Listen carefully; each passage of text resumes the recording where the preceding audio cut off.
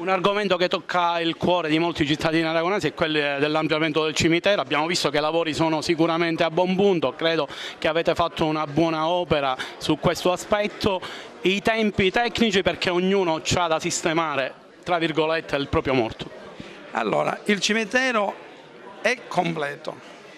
Il cimitero ha bisogno dei tempi tecnici per poter dare la possibilità di potersi costruire le gentilizie, in quanto già i tecnici del comune hanno provveduto a portare il calcestruzzo e il ferro presso la ditta autorizzata per la verifica. Hanno già espletato la gara per fare le prove di carico sui pali che si sono fatti nel muro di recinzione del cimitero. Avuti questi risultati si andrà a fare la relazione di struttura ultimata del cimitero, il collaudo e la consegna dei lotti ai cittadini.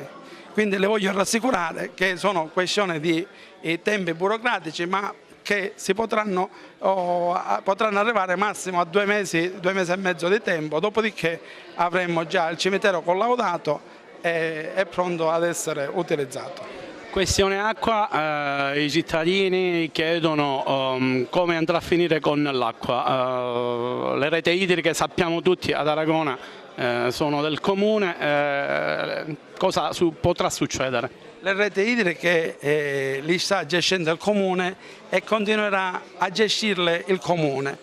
Noi in questo ci teniamo a dirlo, a ribadirlo, non consegneremo mai le reti alla società di ambito, continueremo a gestirle noi, inizieremo a migliorare tutto quello che è il sistema della rete idrica e della rete fognaria del comune.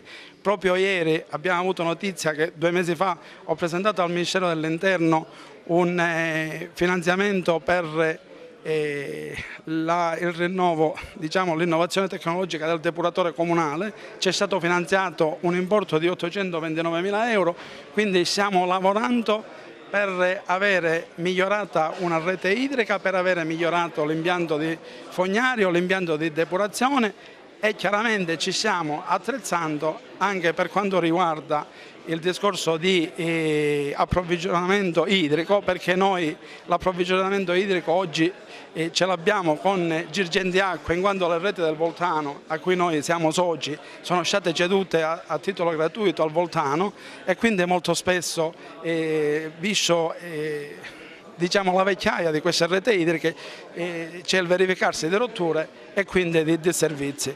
A questo stiamo sopperendo. Abbiamo avuto oggi un'ulteriore interlocuzione perché abbiamo avuto momenti di discussione sul contratto con Sicilia Acque, quindi tra qualche mese avremo anche un secondo fornitore che sarà Sicilia Acque, e quindi andremo a scongiurare quella che è la crisi idrica che ogni tanto si crea in questo comune, ma non per mancanza di acqua, ma per rottura delle condotte ormai fatiscenti.